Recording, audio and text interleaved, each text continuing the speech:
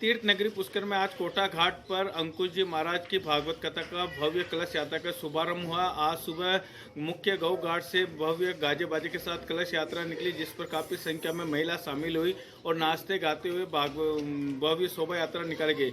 इस अवसर पर कथावाचक अंकुश जी महाराज ने कहा कि तीर्थों में शांति मिलती है, तीर्थों में जाने से तीर्थ पुष्कर तीर्थों का सभी तीर्थों का गुरु है।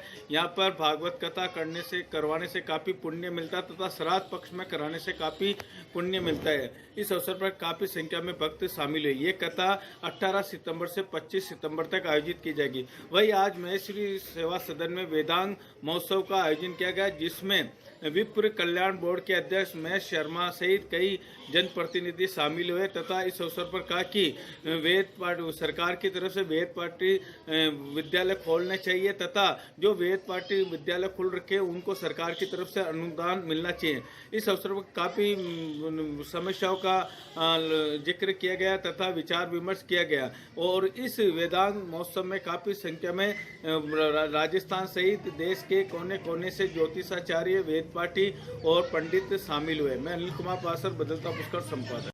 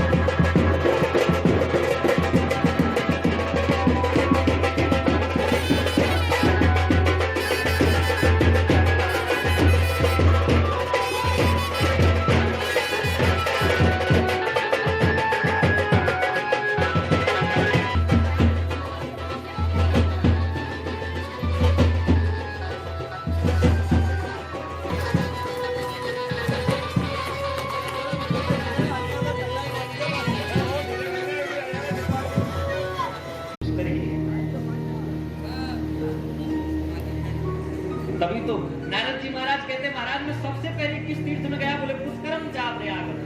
पहले पुष्कर में गया, कहीं और नहीं। क्यों? बोले पहले गुरु के पास। और जब तक गुरु नहीं तो राजा के पास कैसे भला जाओ?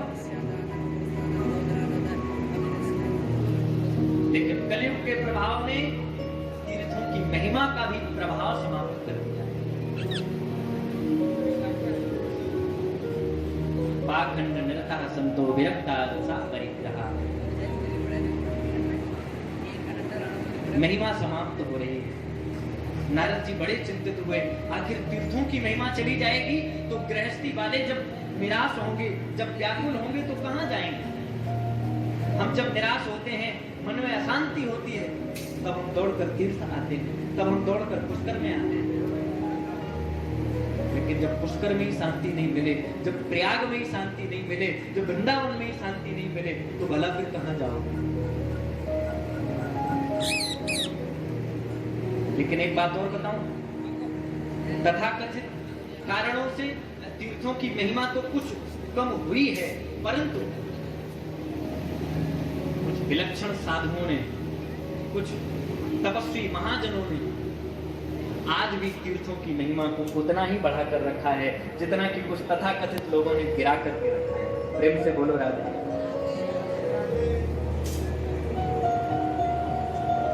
नारद जी मृत्यु लोक में भ्रमण करने आए, कहीं शांति नहीं मिली, किसी तीर्थ में शांति नहीं मिली। तो कहां जाएं? वृंदावन की ओर गए, वृंदावन में भी शांति नहीं। ने उत्तर दिया, महाराज मेरा नाम ये है, क्या? अहम भक्ति विख्याता इमं मे तनयो मतो ज्ञान वैराग्य ज्ञानो ज्ञान वैराग्य।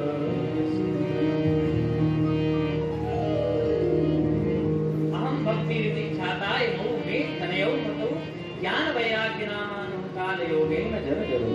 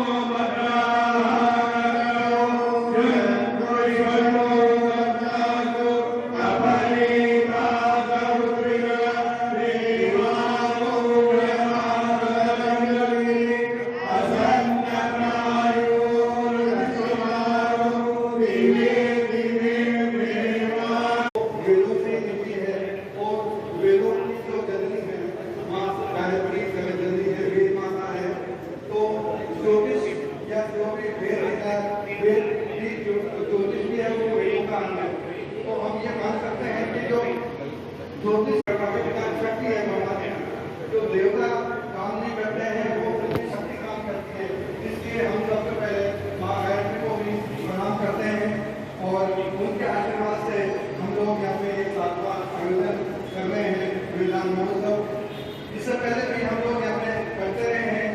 2000 में हमने यहाँ पे इसी माहेश्वरी सेवा सदन में एक राष्ट्रीय योग सम्मेलन किया था।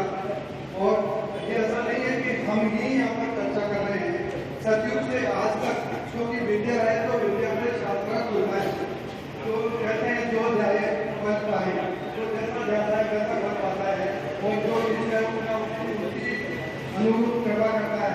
तो जो जो संत महात्मा रहे, आचार्य रहे, ऋषिगण रहे, ये जरूरी नहीं है कि उन सबका एक वो हमको बताया है। वेदांत और वेदों की ये प्रॉब्लम रही है, समस्या रही है कि वेदों का जो अध्ययन है वो श्रुति और स्मृति के रूप में किया जाता है और लिपिबद्धता नहीं थी। वो समाजों में हमें ग्रामीण समाज से उसका हमने परीक्षण करवा रहे हैं। जो हम योजना देते हैं वो पहले पीछे तकनीकी रूप से परीक्षण हो जाए। हम विप्र समाज के 10,000 बच्चों को इसी साल छात्रवृत्ति योजना प्रारंभ कर देंगे। 10,000 बच्चों को हम छात्रवृत्ति का प्रयोजन करवा रहे हैं और 10,000 बच्चों को हम हॉस्टल की फैसिलिटी के लिए एक डीबीटी वाउचर योजना बना के सरकार को भेजी है। उसमें हॉस्टल बनने में टाइम लगता है, हॉस्टल बनने में जमीन जरूरत होगी, बजट जरूरत होगा और होगा। तो हमने एक फार्मूला निकाला है कि उन जो हॉस्टल के लिए बच्चे हैं योग्य हैं, उन बच्चों को आप एक निश्चित राशि कि भाई ये मैट्रिक वाले को ये, पोस्ट मैट्रिक को ये, हायर एजुकेशन वाले को ये, एक आप निश्चित राशि करते और उसके खाते में सीधा खाते में दे दो तो प्राइवेट हॉस्टल में ले ले और उसको हॉस्टल की फैसिलिटी का लाभ मिल जाए। हम वो सभी काम कर रहे हैं। पुजारियों के लिए बहुत सारी समस्याएं आ रही हैं। बताने थे देखिए इसमें कुछ चीजें हैं, कोई कोर्ट कचहरी के निर्देश है और भी है, परंतु हम इतना जरूर है कि आप जो भी प्रस्ताव हमारे पास आते हैं उसमें कोई दिक्कत है जिला कलेक्टर के लेवल पर, एसडीओ लेवल पर, तहसीलदार लेवल पे व्यक्तिगत कोर्ट कोई आती है, हम उनमें कल यहाँ लेकर उसको दुरुस्त कराते हैं। अभी हमने तारानगर में बनवाया है और भी 2-4 जगह हमने बनवाए हैं। तो आप कोई ऐसे सुझाव तो हमें दें, मैं निश्चित रूप से आपको वादा करता हूँ कि मैं व्यक्तिगत कोर्ट को रुचि लेके और वो आपका भी काम करूँगा जो कि समाज चाहे। और परशुराम जी का आशीर्वाद मुझे मिलता रहे, जो इससे मैं जिस हिसाब से काम कर रहा हूँ वो उसको और उनके आशीर्वाद से, प्रेरणा से, शुभकामनाओं से मैं और अपने तरफ से ज़्यादा बना सकूँ। आपने इसमें मुझे यहाँ बुलाया, धन्यवाद अनिल। हमारे सामने अभी 20 तारीख को कला संस्कृति विभाग राजस्व विप्र कल्याण बोर्ड जगत गुरु रामानंदाचार्य विश्वविद्यालय और संस्कृत अकादमी की हमारी संयुक्त मीटिंग है। इसी के लिए कि हम विद्यालयों का कैसे हम गठन करें, जैसे क्योंकि अभी कुछ संजीवनी आश्रम के मान्यता के साथ अभी गुरुकुल चल रहे हैं, इनको राज्य सरकार द्वारा कैसे चलाएं, इसका कोर्स का कैसे निर्माण हो। मैंने महाराष्ट्र से भी उनके आश्रम को जाके 2 दिन पहले चर्चा की, तो एक हमने वहाँ से जो हमारे समझ में है तो हम तीनों चारों जो इसको मिलकर के संयुक्त रूप से 20 तारीख को हम एक कार्यशाला कर रहे हैं और इसके बाद हम जल्दी निर्णय लेकर राजस्थान सरकार की तरफ से सरकारी विद्यालय कम से कम एक जिले में तो मेरे कार्यकाल में खुलेगा ही खुलेगा।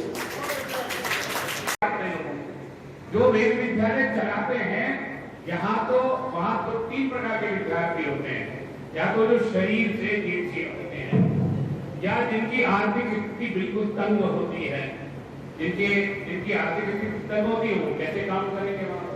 तो मैं ऐसा विचार रखता हूँ कि जो हमारे यहाँ अभी है बहुत सारे शांतिपन विश्वविद्यालय के माध्यम से जो विद्यालय हमारे यहाँ संस्कृत के खुले हुए हैं वो धीरे धीरे करके बंद हो रहे हैं, उन पर ध्यान देने की आवश्यकता भी हम सबको है।